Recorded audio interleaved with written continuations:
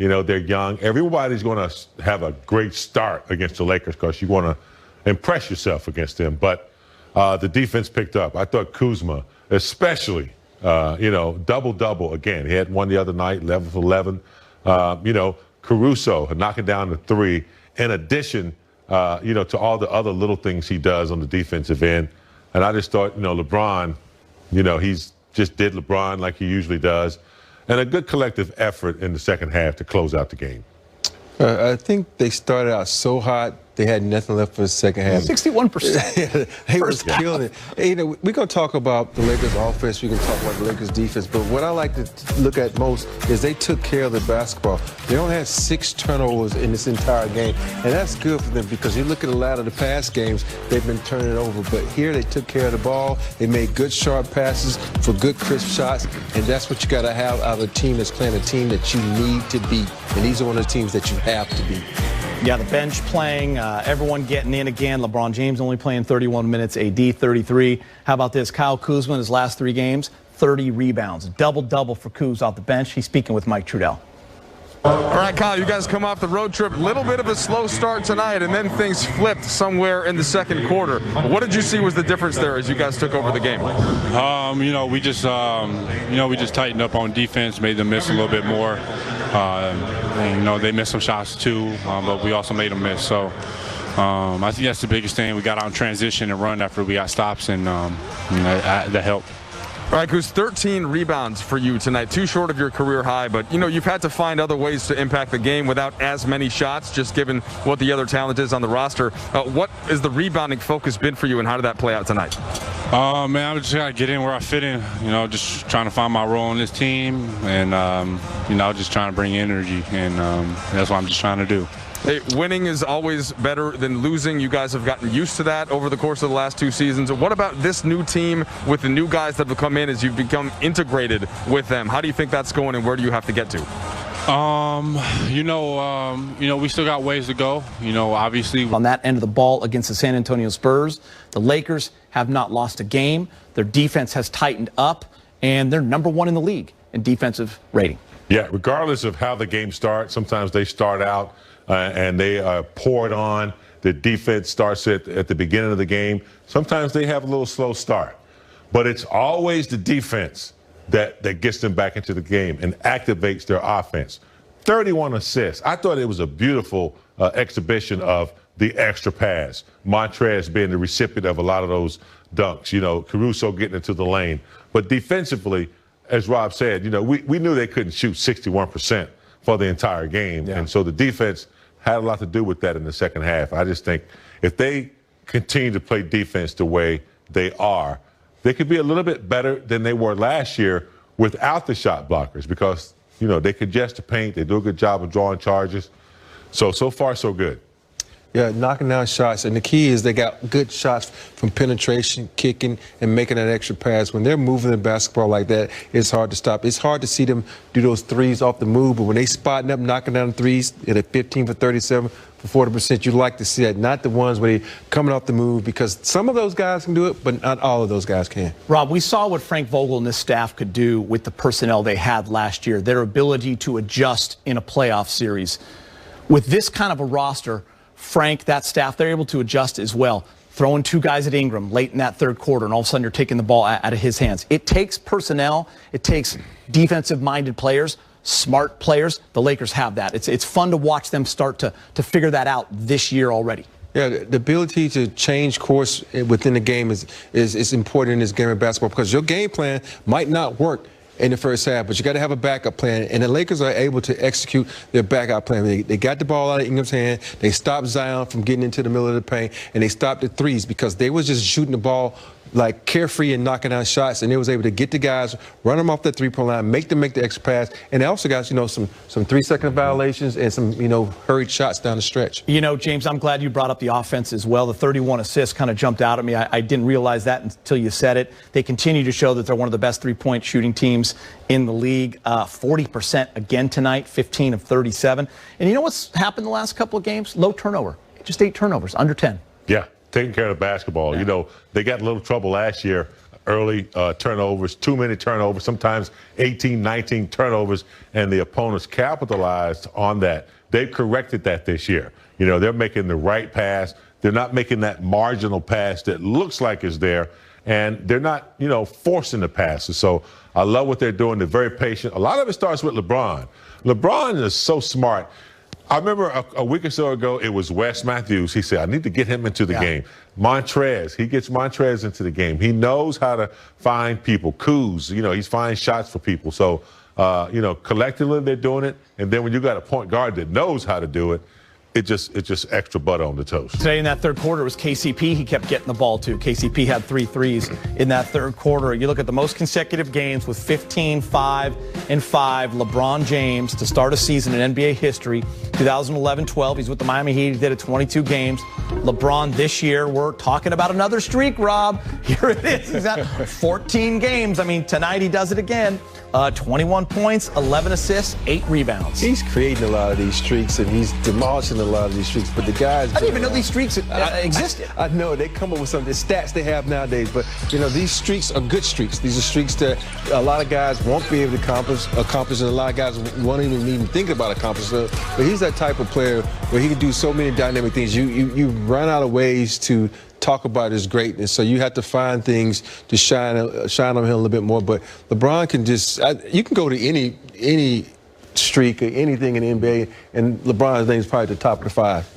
True. Yeah, speaking of records, you know who has the most fouls? The third person in the NBA history who has the most fouls in the league? Who? Robert Orr? Yes. In playoffs. Kareem is first. Who's second, Rob? Tim Duncan. And you're third. You know what Rob and I talked about the other night, James? Remember all the time Rob used to always slap the ball away? He would always slap the ball. It was his famous move, right? He'd go like this. And then the other guy would get the steal, though. Yeah, he tried to slap your face, though, first. Did you foul out in playoff games? I fouled out in one playoff game. Yeah. That was in Indiana. I was in a Laker uniform. We was playing Indiana. I fouled out in that game. Game 6 that we won on our floor. When's the last time LeBron was in foul trouble?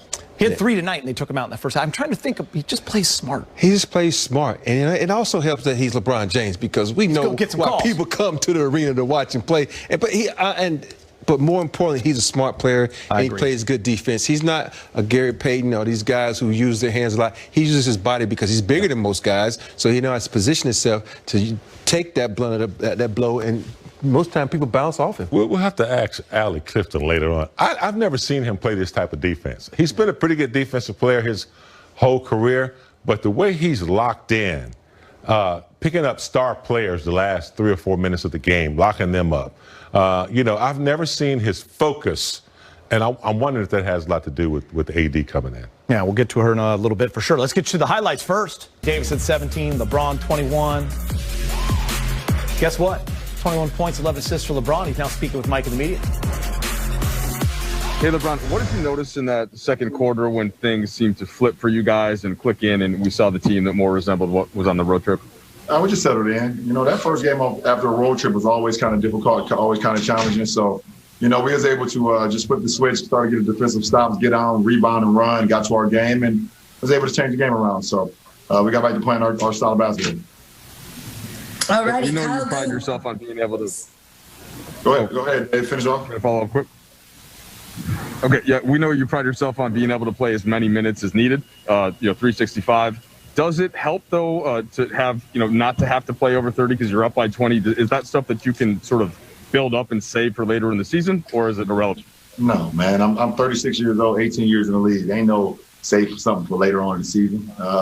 You know, my body is ready to play whatever I need to play throughout the course of the game.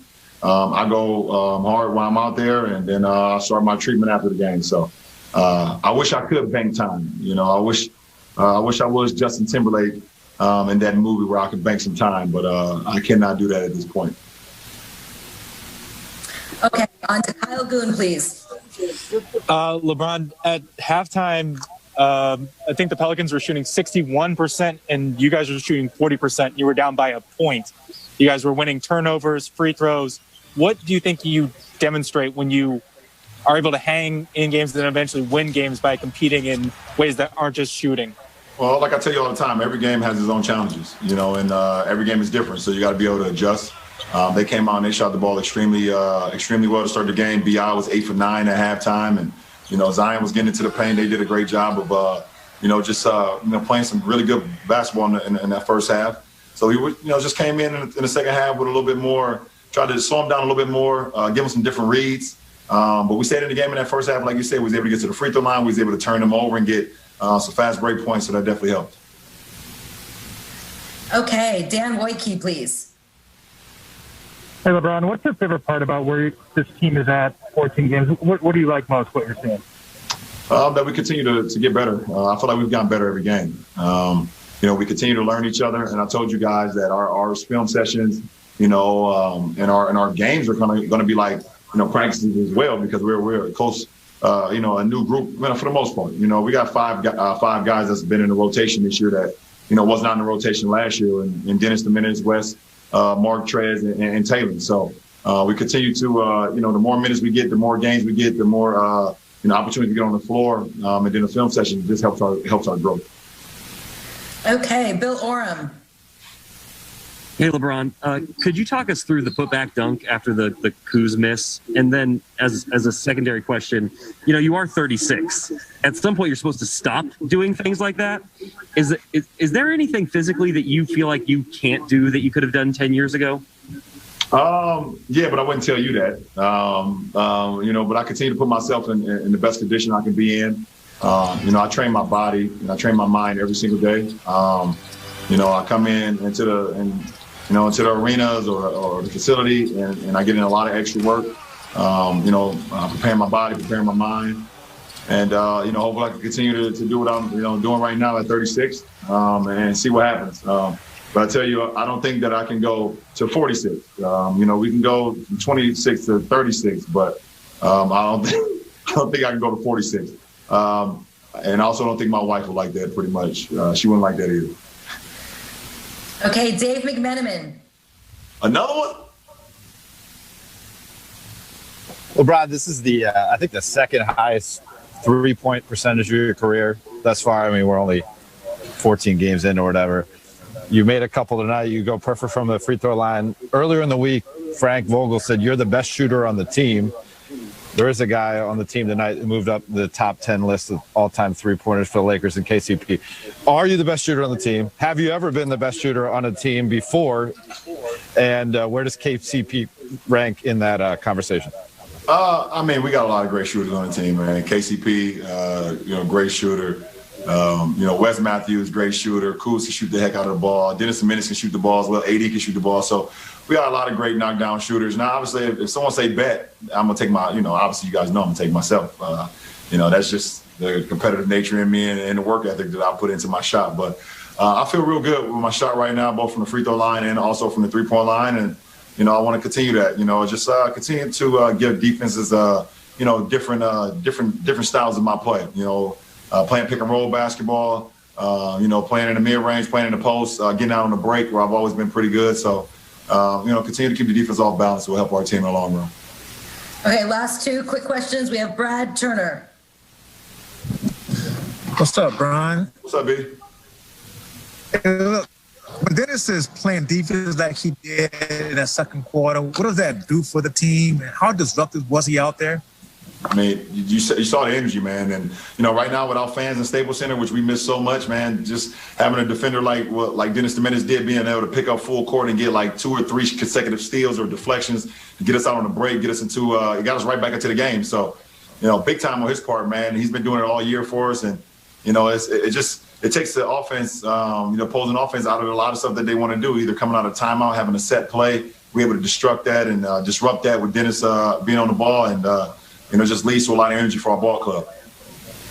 Okay, and last question, Melissa Rowland. Hey, LeBron, I have an off-the-court question for you tonight. You've obviously been very outspoken for a long time about politics and social justice. I'm curious if there was a particular moment where you said, enough's enough, I don't care who I alienate, after something specifically happened where you're like, that's it, I'm speaking out. I believe when I was in Miami, it was a Trayvon Martin situation. Hearing about that story, having 2 sons of my own, and thinking if I sent my kids out to the store and they never returned.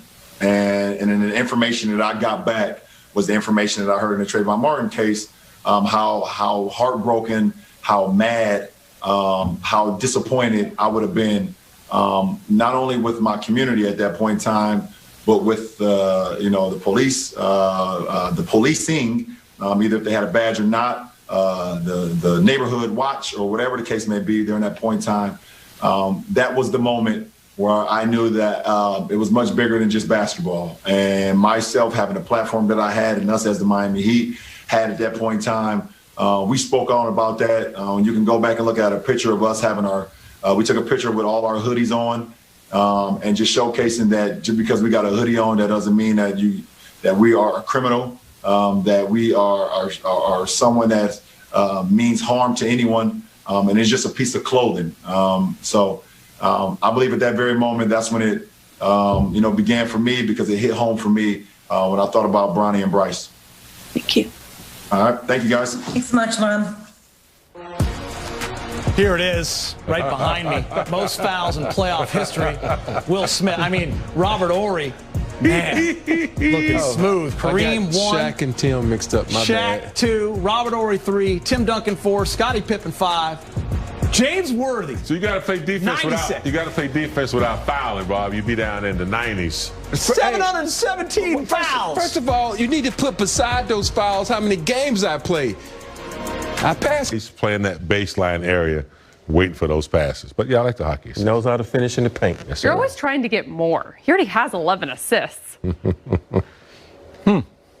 AD had his third game of the season with at least 3 steals and 3 blocks. He's now speaking with the mic in the media. AD, LeBron said that sometimes you get back from a road trip and it can lead to a slow start, but you guys overcame that pretty quickly. Are there certain things that you just go to on the defensive end? Are there not necessarily a play, or what's a way that you guys do that? Energy and effort. Slow start. No excuses team. Haven't played in 7 days. They had one game in 7 days, and we knew they were going to come out with a lot of energy, a lot of effort. Thank you. And we were slow defensively. We were slow offensively. I think in the first quarter they were shooting 60% from the field, 62 from the field, 60 from 3, and we were shooting in the 20s. So. It started with DS's ball pressure. He got 2 back-to-back steals and kind of got us going. We fed off his energy. But that's usually what it is. It takes one play to kind of get us going, and we get going. And, when you're on the road 7 days and come home for a couple of days and on the road again for 5 days, it can kind of, wear on you a little bit and, get you off to that slow start. But like I said, we overcame it tonight. I know different teams, different players, but what do you think the difference is in getting shots, like such good shots from 3? It just seems like they've been better this season. We got a lot of guys who can get in the paint. We got guys who can get in the paint, and we're making the right decisions. We got a lot of good looks last year, but, I think this year, Coach put an emphasis on getting to the paint, with our guards, Taylor, AC, Bron, DS, all these guys are getting to the paint, and we're finding our shooters and making the right plays. And, it's just the basketball style that we want to play. It's good basketball. And, tonight that's how we're able to kind of open the lead up a little bit. Okay, Kyle Boone, please. Hey, D. You had a rough shooting start and then seemed to warm up, especially at the free throw line. When you're hitting shots at the free throw line, does that have an effect on how you hit shots from the field? Yeah. I think everybody who's a scorer, or a shooter wants to be able to get to the free throw line if they're off and see the ball go through the rim. For me, I'm going to continue to shoot the ball. I liked all the looks that I shot today. And you can't control whether it goes in or not. I just continue to play defense and just try to do other things on the floor. And having that energy and doing, the intangibles, it kind of got me going on the offensive end where I started hitting shots and making the free throws. So I just try to play through it and continue to take shots, knowing that, I always try to carry the threat of being aggressive anytime I catch the ball. Okay, David Menman, please. AD, I'm only asking you this because Frank came out and said earlier in the week that LeBron is the best shooter on the team. You have KCP move up the Lakers all-time three-pointers made list. Yeah. You're shooting way better from three. LeBron's shooting second best three of his career. Can you rank the shooters on this team? He's up there. I mean, Bron has been shooting the ball extremely well this year. Obviously Kenny been shooting the ball. Congrats to him for moving up to 9th on the Lakers list. But I will have to say, Kenny is always, our guy who we look to for shots. Wes is, still struggling to find a consistent three. He's getting open looks, but I still put Wes up there. He's a sniper. Kenny, West. I'll put Bron third, just because this year he's been able to shoot the ball extremely well. Mark can shoot it. Mark is up there.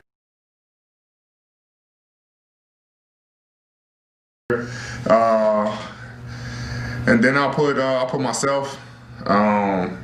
You got Duds, AC. Honestly, all our guys are able to make shots, and we have been making shots this year.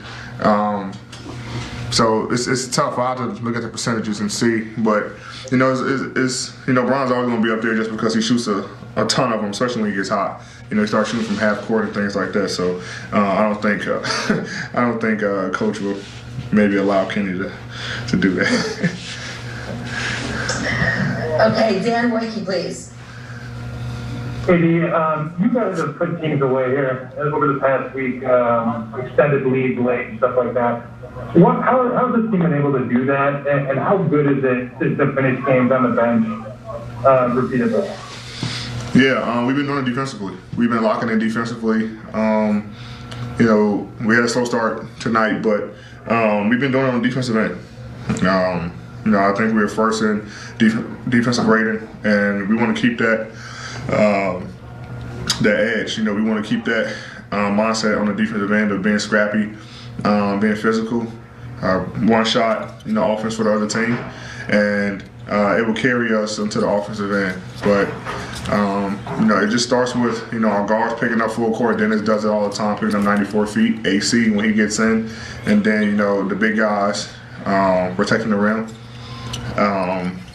But our mindset defensively just switched, and we're able to do that, which allows us to, like you say, put teams away and able to sit in the fourth quarter where we can save our legs and let our guys who usually don't play, get in.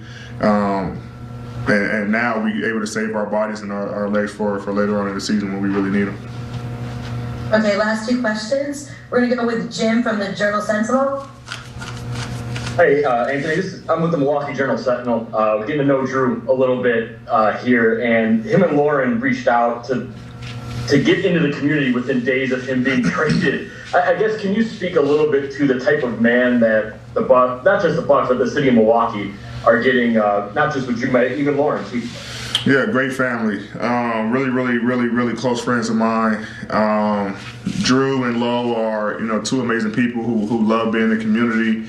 Everyone knows the story that their family went through with Lo, and that's a family who everybody seems to get drawn to because of their love and support that they have for any community that they're in. And I think the city of Milwaukee and the state of Wisconsin is getting two people who are genuine people who really love being in the community and want to help everyone around them, no matter what it is. And so, like I say, really good friends of mine, and you guys are getting really good, genuine people.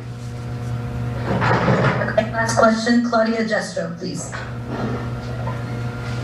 Anthony, can you hear me? Yes. Yes. Anthony, when they had Zion, Ingram, and Adams on the floor, how tough was that front line to defend and score on? We just made the game simple offensively. Putting them in pick and rolls and knowing that they're a low man team, which means that they're going to pull in and try to stop anybody who comes to the lane from the opposite side, and we're just making reads. And so we just try to play simple basketball tonight, And Zion and Steven Adams are, they're low down there. They're two, very huge physical guys, and it took a team effort tonight, trying to keep Zion out of the paint, make him take tough shots, and keeping him and Steven Adams off the glass. So it was tough for all of us, and it was a team effort against both of those guys, and we were able to be successful tonight. Great, thanks so much, AD. Yep. When you guys see the flames going, what does that mean? You know what time it is. What does it mean, Allie? Rob's time? Rob's time. Rob's on fire. Rob's hate on saying that. Drop it. Giving you that. Get to it, Rob. What are you even breaking down today? Let's roll this thing out right here. Years old. Another dominant second half as the Lakers win their 5th straight. Let's hear from head coach Frank Vogel. He's speaking with Mike in the media. Hey, Frank, AD talked about in LeBron also the start and then how things kind of flipped around. What are you as a coach looking for if you don't quite have your best energy in the first couple minutes? Like, are there certain things that you want to get to that starts with the defensive end? Well, yeah, you said it right there. I thought we played with good energy to start the game, but we came out cold. We couldn't throw it in the ocean at that first quarter. And those are the situations where your defense got to carry you and keep you in games, and give you a chance for that offense to come back around. And